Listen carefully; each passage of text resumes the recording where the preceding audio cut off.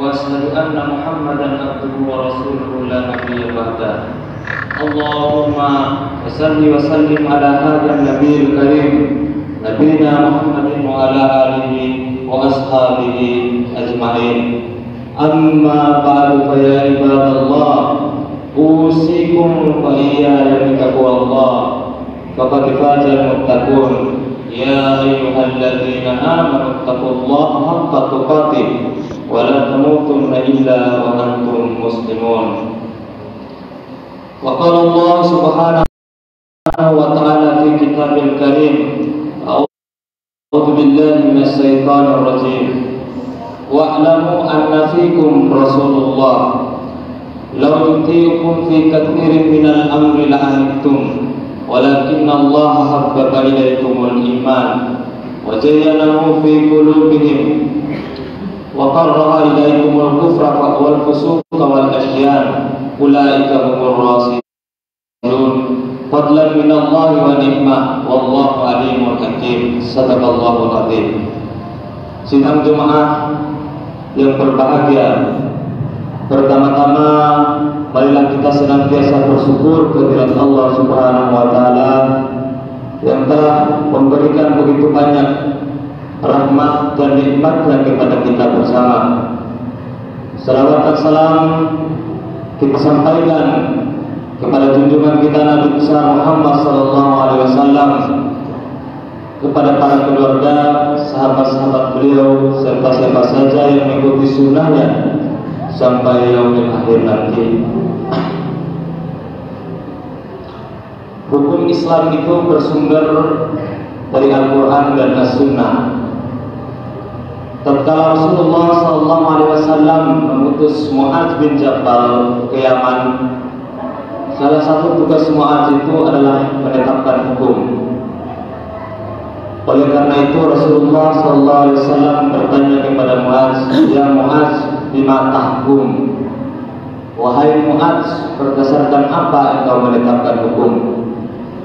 Mu'adz menjawab, "Bi kitabillah," berdasarkan kitab Allah. Fa in lam tajid, kalau tidak ada dalam kitab Allah, Mu'adz menjawab, "Wa bi sunnati Rasulillah," berdasarkan sunnah Rasulullah sallallahu alaihi wasallam. Fa in lam tajid, kalau tidak ada dalam sunnah Rasulullah, bima tahkum, berdasarkan apa engkau menetapkan hukum? Mu'adz menjawab, "Ajib begitu ra'i," aku akan bersungguh-sungguh menggunakan akal pikiranku dan aku beristihad untuk menjawabnya. Rasulullah SAW senang dengan jawaban Mu'adz bin Jabal, lalu mengatakan, "Alhamdulillahilladzi wafaqa Rasulillah." Segala puja dan puji bagi Allah yang telah merestui utusan Rasulullah. Maka dengan demikian, apabila tidak ditemukan hukum-hukum di dalam Al-Quran dan As-Sunnah, maka akan dilakukan istihad dengan menggunakan dalil-dalil yang bersifat umum. Bagaimana cara ulama beristihad? Pertama, dengan membuat kesepakatan atau ijma. Ijma itu kesepakatan seluruh mujtahidin pada satu masa, bukan sepanjang masa, tapi pada satu masa. Dinamai ijma. Tapi sekarang ini karena begitu luasnya wilayah Islam, begitu banyaknya ulama-ulama mujtahidin, bolehlah kita katakan bahwa ijma itu satu yang sulit untuk dicapai. Yang kedua, dengan menggunakan metode kias, menggunakan analogi atau menggunakan perbandingan dengan mencari ilatnya, mencari persamaannya. Ilat itu bisa ditemukan di dalam nas, bisa juga tidak. Misalnya di zaman Rasulullah SAW, zakat kurma, zakat fitrah dibayarkan dengan kurma dan gandum. Kita di Indonesia membayarnya dengan beras, padahal tidak ada nasnya, tidak ada nasnya di dalam Al-Quran maupun As-Sunnah. Bayar zakat fitrah pakai beras. Maka para ulama mencari illatnya. Kenapa zaman Nabi jangan fitrahnya kurma dan gandum, kenapa tidak semangka? Semangka juga banyak di Arab yang disebut habhab, kenapa tidak buah delima? Maka para ulama mencari illatnya, karena kurma dan gandum adalah makanan pokok, illatnya makanan pokok. Maka hukum yang barunya, semua makanan pokok boleh dijadikan jagat fitrah. Segala makanan pokok kita beras, jagat fitrahnya beras. Segala makanan pokok kita jagung, jagat fitrahnya jagung. Bahkan kalau makanan pokok kita pisang, jagat fitrahnya juga pisang. Tapi analoginya atau perbandingannya adalah dua hal yang seimbang, dua hal yang setara. Tidak boleh mencari analogi dengan dua hal yang berbeda, yang jauh berbeda. Saya menggunakan kias, bisa juga menggunakan maslahah mursalah atau maslahah amma. Kalau tidak ada nasnya berdasarkan kepentingan umum, yang benar-benar kepentingan umum. Atau menggunakan istishab. Istishab itu diperlakukan saja hukum yang berlaku di masyarakat selama tidak ada di dalam Al-Quran maupun Sunnah, dan tidak bertentangan pula dengan Al-Quran dan As-Sunnah. Dan juga bisa digunakan istihsan. Istihsan itu berpindah dari suatu hukum ke hukum yang lain yang lebih baik. Misalnya meskipun kelihatan melanggar, misalnya masjid yang dibangun di atas tanah wakaf itu tidak boleh dijual. Prinsipnya tanah wakaf itu tidak boleh dijual. Tapi sekarang muncul masalah. Memang dulu masjid itu bagus untuk tempat ibadah, tapi sekarang sudah ada di tengah-tengah pasar. Di sampingnya ada diskotik, di belakangnya ada kafe, ada tempat karaokean. Pokoknya masjid itu sudah tidak mungkin lagi untuk dijadikan tempat ibadah. Nah, padahal harga tanah di situ sudah naik 10 kali lipat. Pertanyaannya, bolehkah tanah wakaf itu dijual untuk diganti sesuatu yang lebih baik? Maka para ulama mengatakan boleh, walaupun prinsip tanah wakaf tidak boleh dijual, tetapi dijualnya untuk membeli sesuatu yang lebih bagus di tempat yang lain. Tapi kalau dijualnya untuk diambil tambahan masjid, memang tidak boleh. Hadirin yang berbahagia, kita berterima kasih kepada para ulama yang telah merumuskan, mempelajari Al-Quran itu. Kita bisa bayangkan kalau kita belajar sendiri. Dalam Al-Quran banyak sekali ayat-ayat perintah. Misalnya, aqimus sholat, dirikanlah sholat, wa'at zakat, bayarlah zakat, fankihu ma ta'alakum minan nisa'i masna wa sulasa wa ruba'a, menikahlah, fasiru fil ardi, berjalan-jalanlah di muka bumi. Tapi apakah semua perintah itu wajib? Bermacam-macam larangan. Tapi apakah semua larangan itu haram? Maka ulama yang merumuskan dan mempelajarinya, maka muncullah kaidah al-aslu fil amri lil wujub illa mata dalilun ala khilafihi. Hukum asal perintah itu wajib kecuali ada dalil-dalil yang mengatakan bahwa itu tidak wajib. Nah, dalil itu harus dicari. Begitu juga larangan, al-aslu fil nahi at-tahrim. Hukum asal larangan itu adalah haram, tapi bisa jadi tidak haram kalau ada dalil-dalil yang mengatakan bahwa itu makruh.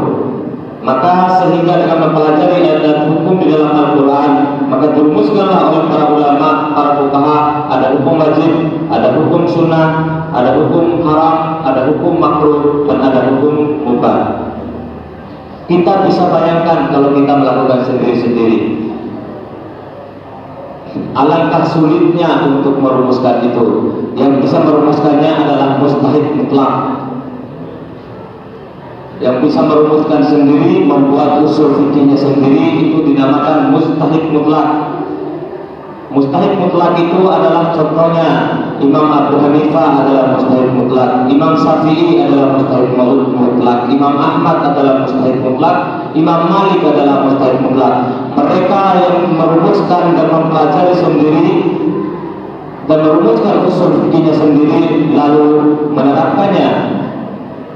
Jadi yang paling tinggi itu mustahid mutlak. Mustahid mutlak itu adalah mereka yang menguasai Al-Quran. Paling kurang 600 ayat hukum di dalam Al-Quran itu telah mereka pelajari. Mereka menguasai hadis, paling kurang hadis-hadis tentang hukum. Mereka menguasai bahasa Arab dengan segala ilmunya. Mereka menguasai ulumul Quran, ulumul hadis, usul fikih. Kalau bisa mereka melakukan secara sendiri-sendiri, merumuskan hukum secara sendiri-sendiri, maka mereka lah mustahid mutlak. Kalau kita bisa melakukan itu, maka mereka turun menjadi pengikut mustahid mutlak atau mustahid mutlaqin atau mustahid mazhabi.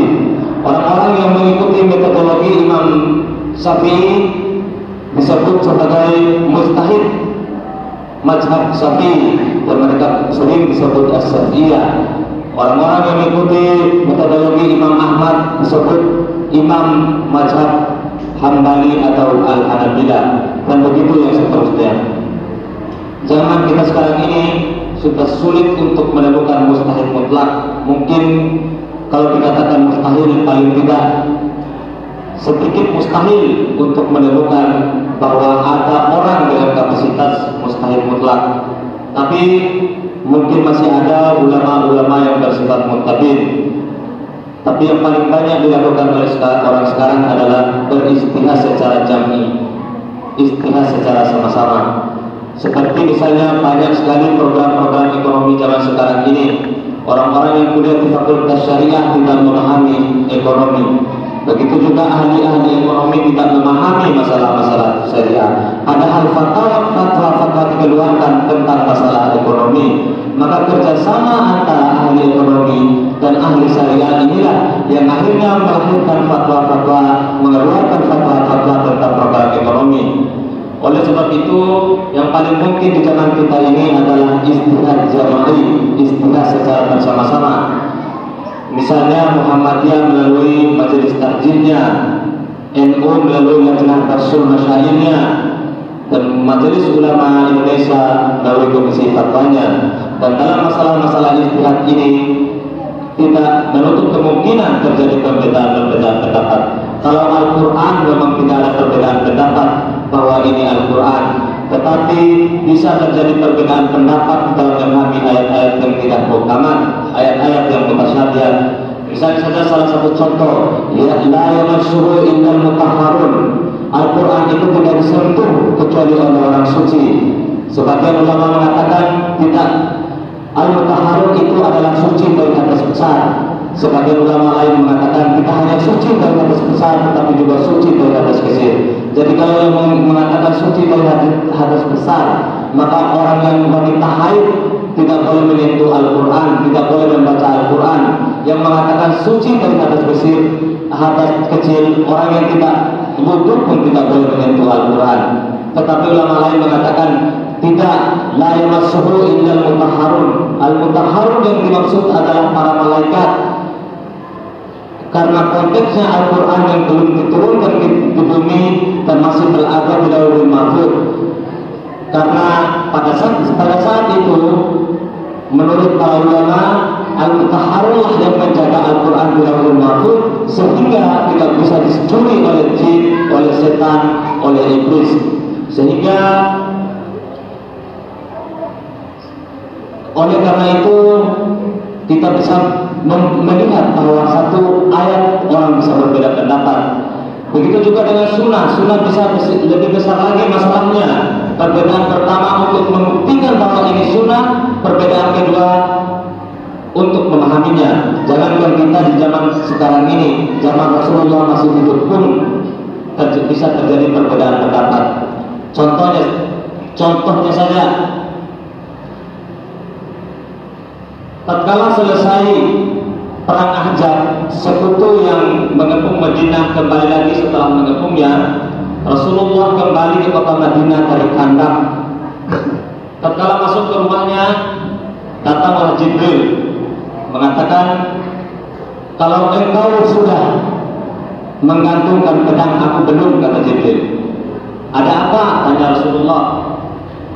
Sekarang juga perintahkan pasukanmu untuk berangkat ke perkampungan Bani Quraisyah. Yahudi yang berkhianat itu harus dihukum sekarang juga. Maka Rasulullah mengumpulkan para sahabat-sahabat yang belum masuk ke rumah mereka, masing-masing memerintahkan untuk berangkat sekarang juga ke perkampungan Bani Quraisyah untuk menghukum mereka. Lalu Rasulullah memberikan perintah, la tusallul asra illa fi Bani Quraisyah. Jangan sholat asar kecuali di perkampungan Bani Quraisyah. Waktu itu sudah selesai sholat zuhur, mereka berangkat. Di tengah jalan datang waktu asar. Sebagian sahabat mengatakan, ayo kita sholat asar, karena sebaik-baiknya sholat di awal waktu. Sahabat yang lain mengatakan, apakah kamu tidak mendengar Rasulullah mengatakan jangan sholat asar kecuali di perkampungan Bani Quraisyah? Yang lain mengatakan, bukan begitu maksudnya. Maksudnya adalah segera berangkat kalau bisa sholat asar di Bani Quraisyah. Tidak penting maksudnya. Yang penting Rasulullah mengatakan jangan sholat asar kecuali di perkampungan Bani Quraisyah. Bayangkan, sama-sama orang Arab, sama-sama sahabat Nabi, sama-sama mendengarkan perintah yang sama, tapi berbeda di dalam memahaminya. Apalagi untuk tanah daerah Nalinte, lebih susah lagi untuk memahaminya. Karena tidak bisa disatukan, akhirnya Syekh sepakat untuk tidak sepakat. Sepakat untuk tidak sepakat. Yang sholat asar di tengah jalan, silakan sholat asar kami tunggu. Sebagian sholat, sebagian tidak sholat. Betul saja sampai di Bani Quraisyah sudah malam. Lalu mereka sholat asar setelah waktu malam. Pulang dari ekspedisi mereka bertanya kepada Rasulullah, ya Rasulullah, kami berpendapat begitu. Mana yang benar ya Rasulullah? Rasulullah menjawab, yang sholat asar di tengah perjalanan ahsanu fi fahmihim. Mereka bagus di dalam pemahamannya.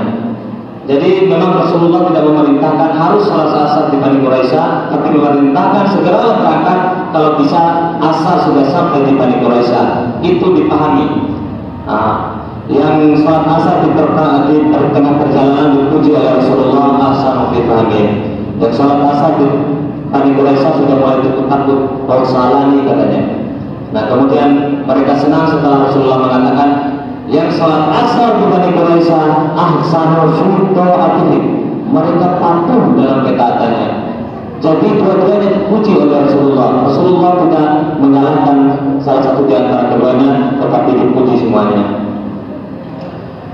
Jadi jemaah Jumat yang berbahagia, jangan heran kalau kita sering mendengar perbedaan-perbedaan yang berbentuk khilafiyah, seperti sebagian membaca Al-Fatihah di dalam ayat dan membaca Bismillah di dalam surat Al-Fatihah, sebagian tidak membacanya.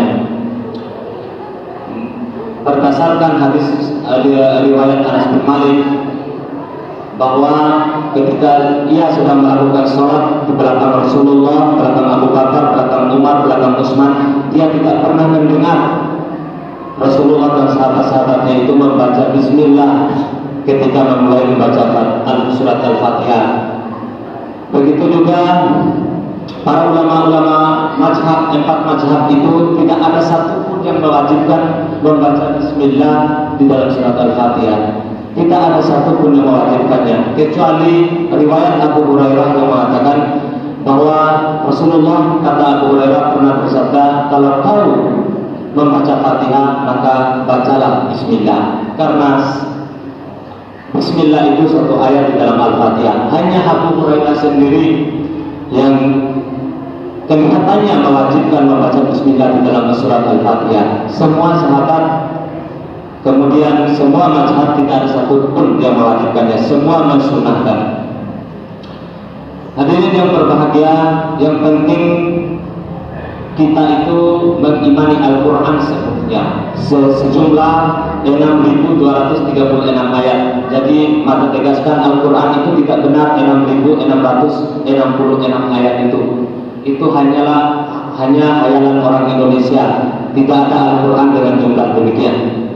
Al-Quran itu yang paling masyhur dihitung oleh ulama Kufah sejumlah 6.236 ayat, dan tidak pernah ada yang sampai 6.300. Perbedaannya hanya sedikit.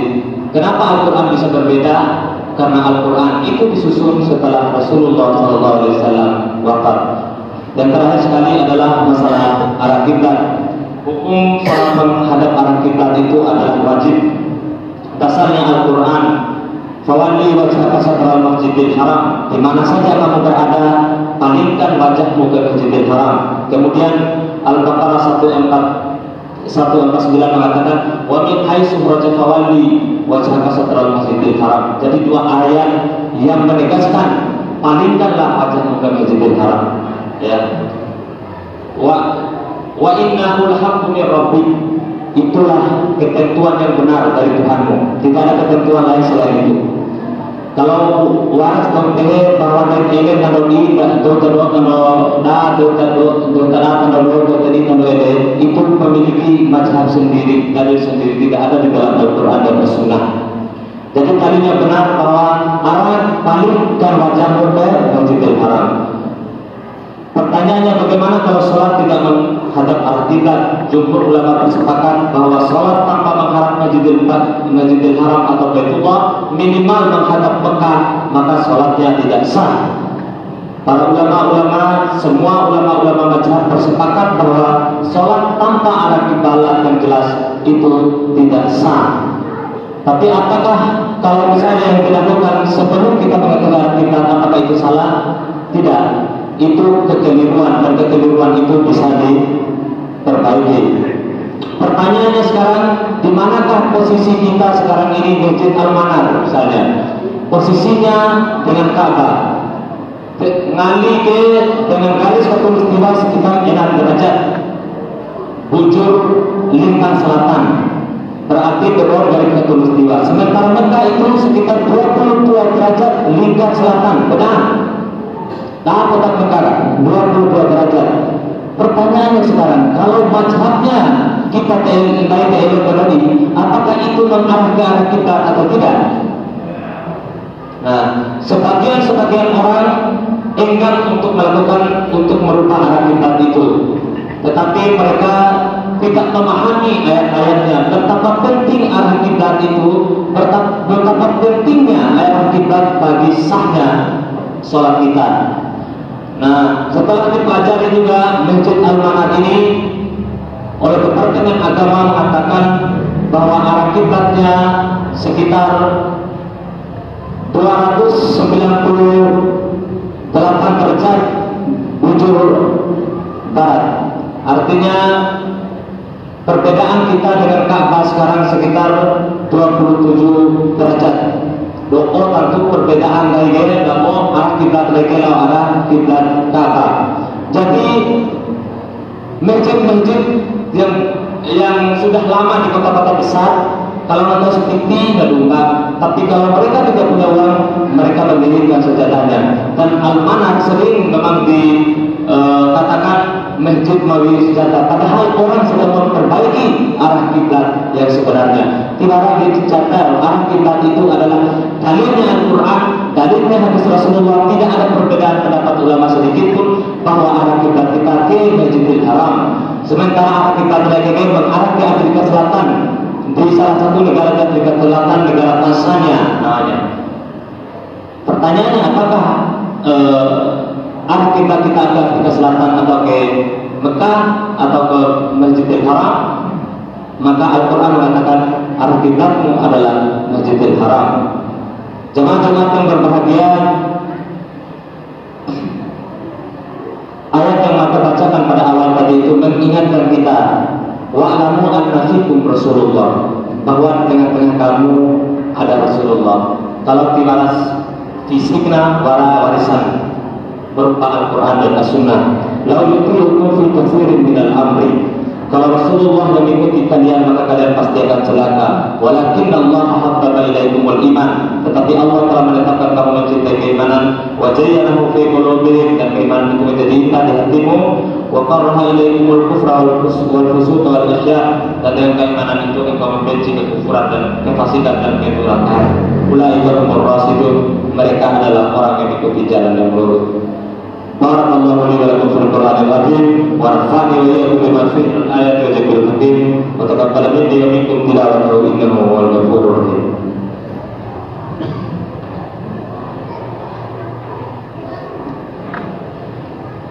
Alhamdulillahirabbil alamin wal aqibatu lil muttaqin wassalatu wassalamu ala asrofil anbiya'i wal mursalin nabiyina Muhammadin wa ala alihi washabihi ajmain.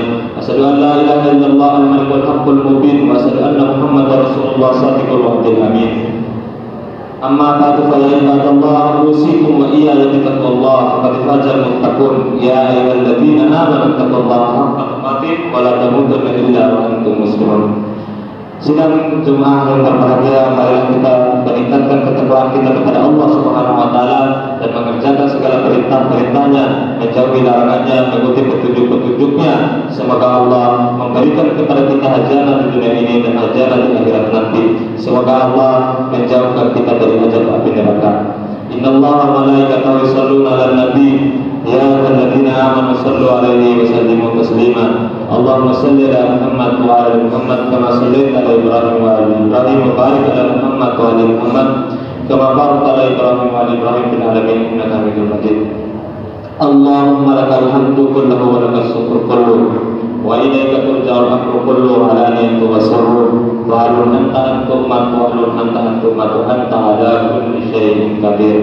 Allahumma a'izzal islam wal muslimin wa adil syirka wal musyrikin wa dammir a'da'ad-din waj'al a'lal balada minan mutma'inna wa sara'ir bil muslimin. Allahumma ighfir lil muslimin wal muslimat wa ahlih baina qulubihim wa atim subul salam tamirhumul fawahish kama dhahara minha wa ma batan. Allahumma ahlina muslimin wa tawaffana muslimin wa alhiqna bis salihin. Rabbana zalamna anfusana wa in lam taghfir lana wa tarhamna lanakunanna minal khasirin. Rabbana atina fid dunya hasanah wa fil akhirati hasanah wa qina adzabannar. Wa sallallahu ala Muhammadin wa ala alihi washabbihi ajmain. Subhana rabbika rabbil izzati amma yasifun wa salamun alal mursalin walhamdulillahi rabbil alamin. Aqimissalam.